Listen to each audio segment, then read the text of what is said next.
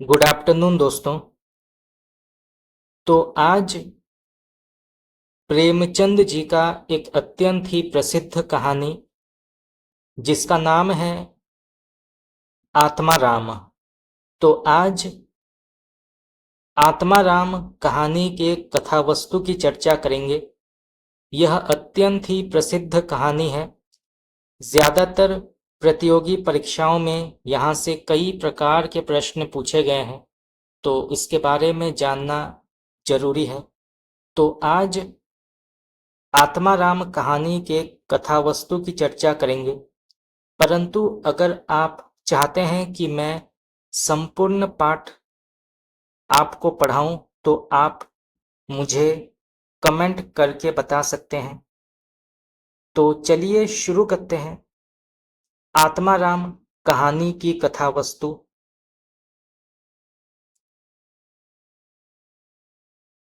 आत्माराम मुंशी प्रेमचंद जी की एक प्रसिद्ध कहानी है।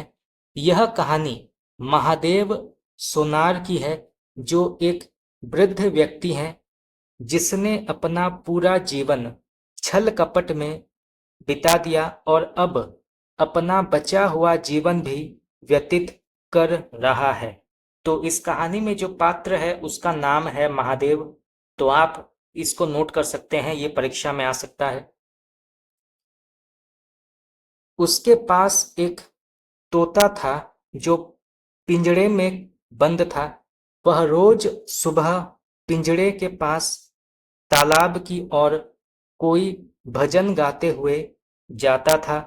आसपास के लोग इस आवाज से परिचित थे और इस आवाज से उन्हें भोर होने का पता चल जाता था। महादेव का बड़ा परिवार था, पर कोई सुख न था।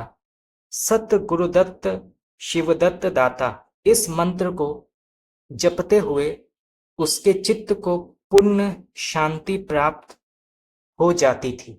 यह कहानी हमें सीख देती है कि हम जीवन भर संसार की वस्तुओं को प्राप्त करने दौड़ में भगवान का भजन करना भूल जाते हैं। थोड़े लाभ के लिए छल कपट भी करते हैं और जब मृत्यु का समय निकट आता है तो हमें परमात्मा का स्मरण होता है। किंतु अब पछताने से क्या होगा। प्रेमचंद जी ने कहानी में यथार्थ जीवन को चित्रित करते हुए लिखा है कि जब तोता पिंजड़े से बाहर आ जाता है तो महादेव उसके पीछे ऐसा दौड़ा कि आसपास के लोग अचंभित हो गए। महादेव मूर्तिमान मोह था तो वह तोता मूर्तिमान माया था। शाम हो गई थी किंतु मोह को माया न मिली। उस रात महादेव जब दिन भर का भूखा प्यासा रात के अंधेरे में झपकियां ले रहा था, कुछ आहट होने पर वह उठा, दीपक की ओर गया। चोर चोर चिल्लाने पर वे सब चोर भाग गए। महादेव को एक मोहरों से भरा कलसा मिला और वह खुश हो गया।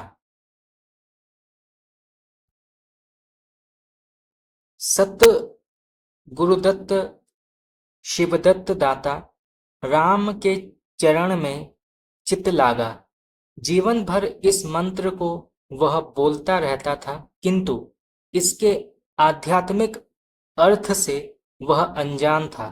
अगले दिन सुबह जब तोता स्वयं पिंजड़े में आकर बैठ गया तो उसके रोम रोम से परमात्मा के गुणानुवाद की ध्वनि निकलने लगी। प्रभु तुम कितने दयावान हो, यह तुम्हारा असीम वात्सल्य है, नहीं तो मुझ पापी पतित प्राणी कब इस कृपा के योग्य था। इन पवित्र भावों से उसकी आत्मा विहल हो गई।